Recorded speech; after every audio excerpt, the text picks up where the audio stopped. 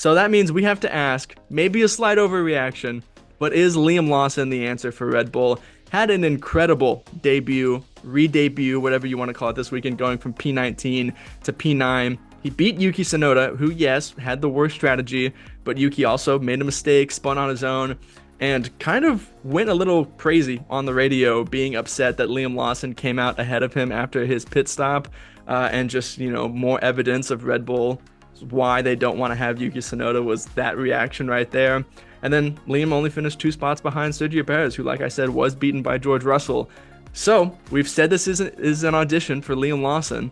Does that mean he is looking like the driver that should be considered for the 2025 Red Bull seat? I mean, I think you have to consider Liam for the Red Bull seat regardless of the performance this weekend. But this performance, I mean, only solidified that, hey, it was a good decision to give him a chance and put him in that car.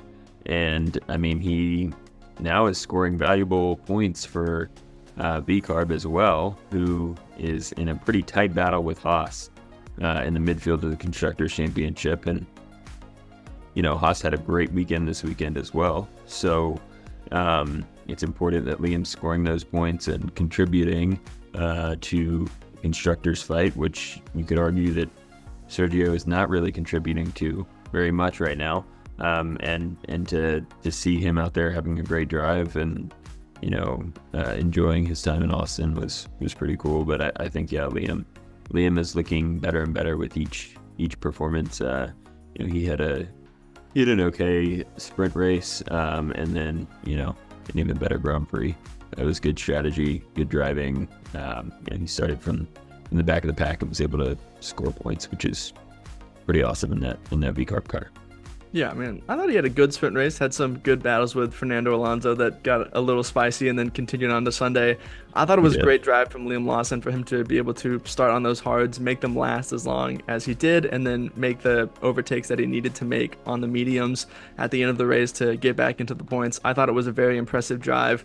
I think it was clear yesterday that hard to medium was the preferred strategy over medium to hard, but he still had to go make those overtakes, and there's still something to be said from that. He did make those hards last a long time and made good overtakes on those hards. Like, it became pretty clear that he was the highest running car that was doing the hard to medium strategy from the back of the grid, and then put himself in position to score 2 points at the end of the weekend. So I thought it was a great drive from Liam Lawson. He certainly has to be in consideration for that Red Bull seat because Sergio Perez did not have a good weekend. I hope he has a good weekend next weekend because it's his home Grand Prix. But, you look at these upcoming tracks and none of them are standout, lock, Sergio Perez, great performance tracks, So we'll just have to see how the rest of the year goes. Obviously, you can't make a call based on one Grand Prix to say that Liam Lawson deserves the Red Bull seat. I think certainly this has locked in his seat for next year on the grid. Technically, this is just a 6-race contract with VCarb, and the 2025 second VCarb seat hasn't been announced. So I'm fairly confident that he has done enough to warrant a seat on the grid next year. It just depends on what team it ends up at. Yeah, it's interesting how his contract was laid out, that it's really only 6 races, and Red Bull's really kind of leaving the door open there because I think they want to reshuffle things. And we said earlier in the year that it wouldn't make a lot of sense for Red Bull to lock in their second seat driver really early in the year, and they did it pretty early with Sergio Perez. And at the time, we both said that didn't make a lot of sense, and I think now might be the time where Red Bull's looking back at that and being like, maybe Justin and Brandon were right. Maybe we should have listened to them, but I'm joking. But I think it's interesting to think about, like, Red Bull announcing that really early in the season. And now we're in this situation where you have the messy exit with Daniel, you have Liam, and they haven't announced one seat officially yet.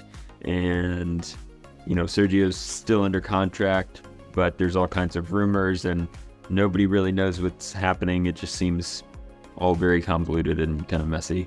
But had they waited, maybe it wouldn't be as messy. I don't know.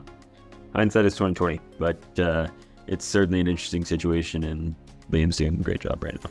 Yeah, it feels like we are just talking in circles around this Sergio Perez thing because he gets confirmed for a contract and then he proceeds to underperform. And it's just really unfortunate that we have to keep having these conversations for sure. And then something else added into the fray is Isaac Hadjar, who's now the reserve driver that Liam Lawson has stepped up. And Isaac Hadjar could very well win F2 this year and not have a seat in that series next year. And where does he fall into that? And I think he is also a very talented driver who could perform well in that second B carb seat should Liam get that main seat. So we'll just have to see what happens with Red Bull. And obviously, we have all seen and heard the rumors of Sergio Perez announcing his retirement. So all will be made potentially a little bit clearer this weekend. We'll just have to wait and see what happens.